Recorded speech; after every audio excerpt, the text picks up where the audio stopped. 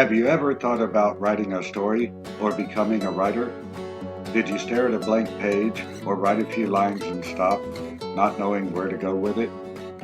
This how-to video will show you how to turn a blank page into a compelling story. Let's have some fun. Let's write a story. Hi, I'm RodGilley. I'm a writer. Am I the definitive master of all things writing? Of course not. In any of my how-to videos, translate, this is how I do it. Beginners and legendary masters of writing alike sometimes stare at a blank page. This is because we all want to write an original story. Honestly, a true original story rarely exists. People have been telling stories for a very long time. The trick is to take any story concept and put your creativity and imagination to it. Today, our demonstration will be derived from a flash fiction story I wrote, The Real Old West. It was published April of 2022 on simile.co. There is a link in the description so you can read the story in its original form for free. Why did I choose a Western story? Cowboy stories are more than a century old. They've been told in books, movies, TV, radio, and more. It would be nearly impossible to write a cowboy story that has never been told. Take the gunfight, for example. How many can you draw from memory in TV shows and movies? Creativity and imagination are the keys. See how easy it is to put your own spin on a story. Let's get started.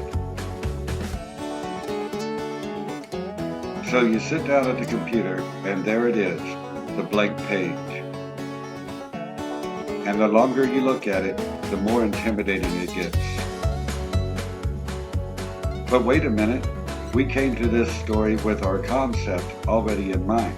We are ready to go. Let's write our Old West gunfight story.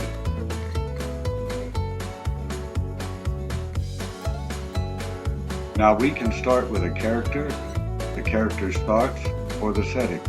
In this example, we very simply start with the setting.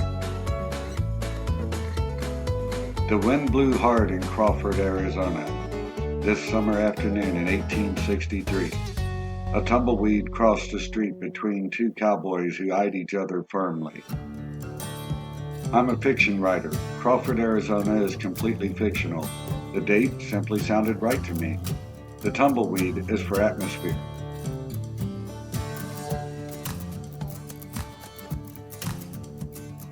Mary stared at the cowboy to her left from the railing in front of the general store. He was a tall man dressed all in black.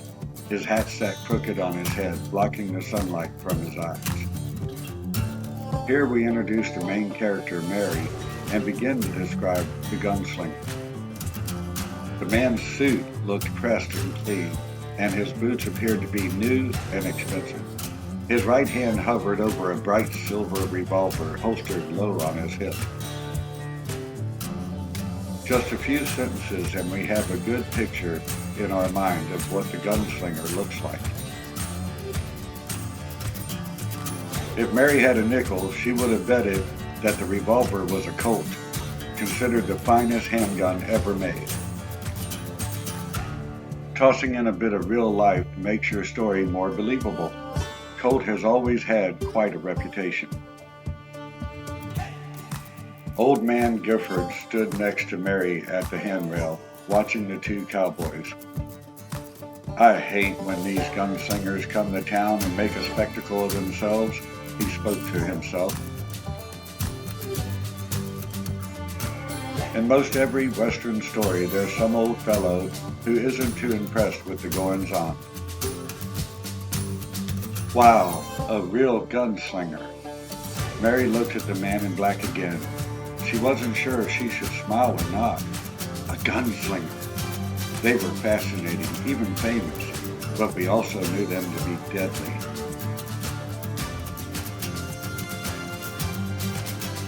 Here we begin to show Mary as young, naive, and innocent.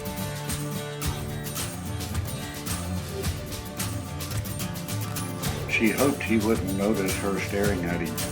In all her 16 years, Mary had never seen such a still and quiet, confident man. He looked dangerous.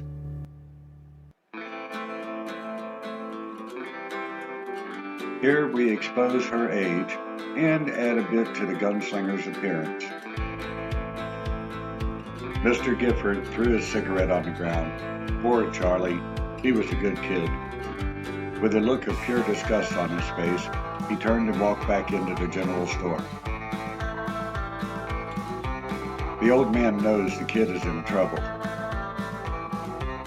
Mary stood there in her pretty white dress with the cool blue apron her mother had made for her. Her ma tied her hair up atop her head with a pink ribbon. She felt she looked right pretty. Her pa had let her ride along on his weekly trip into town to get supplies. The old rickety wagon, pulled by the old unsteady horse, had slowly carried them from their small farm. They lived a few miles north of Crawford. They had made this trip countless times since her pa started letting her go to town with him some 6 years ago. It was always fun. There was always something going on in town. Mary loved the break from the tedious hours on the farm. It is helpful in a story to add some backstory. Here we tossed in some info about where she's from and who she is. Be careful with backstory and flashbacks. They can lead to info dumps. Large amounts of info that is outside the main storyline can pull your reader right out of the story, especially in a story like this, a flash fiction, less than 1,000 words. Doesn't have much room at all for this. Mary didn't know what conflict was between these two cowboys, but she was fairly sure what was about to happen. She looked over at the other cowboy, Charlie Miller. Here we introduce the other cowboy, Charlie. He stood there all dusty and dirty. He must have come into town riding with his pa bringing cattle in to sell. His old jeans and chaps hung from his skinny frame. His tethered shirt was just as dirty as the rest of him. He wasn't but maybe 22. He had spoken with Mary a time or two when they had seen each other in town. Seemed like a nice young man. Mary saw Charlie's hand shaking, hovering over the old revolver in his pants belt in front of his belly.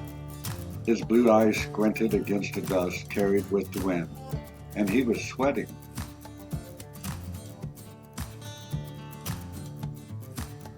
We showed Charlie and how different he is than the gunslinger.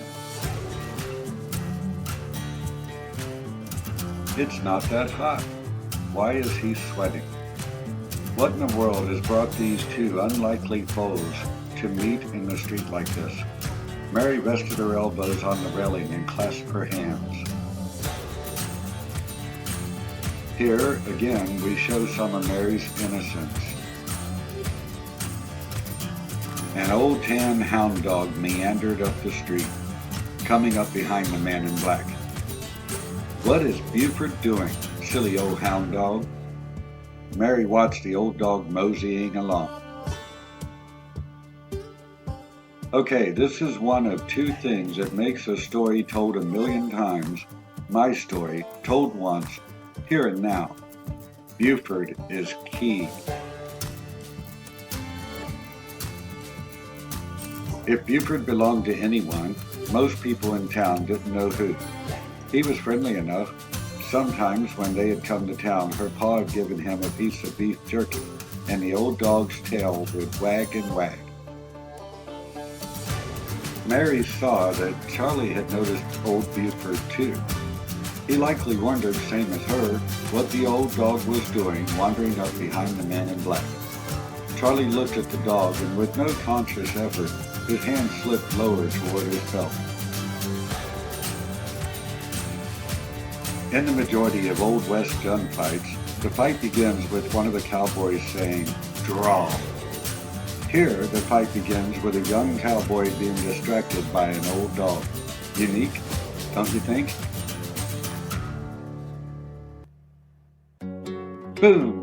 Boom! Two loud, horrible blasts rang out like thunder on the stormiest night. Mary jumped from the sound. Charlie's eyes grew wide with fear and pain as two slugs tore into his chest. He called out a terrifying yell.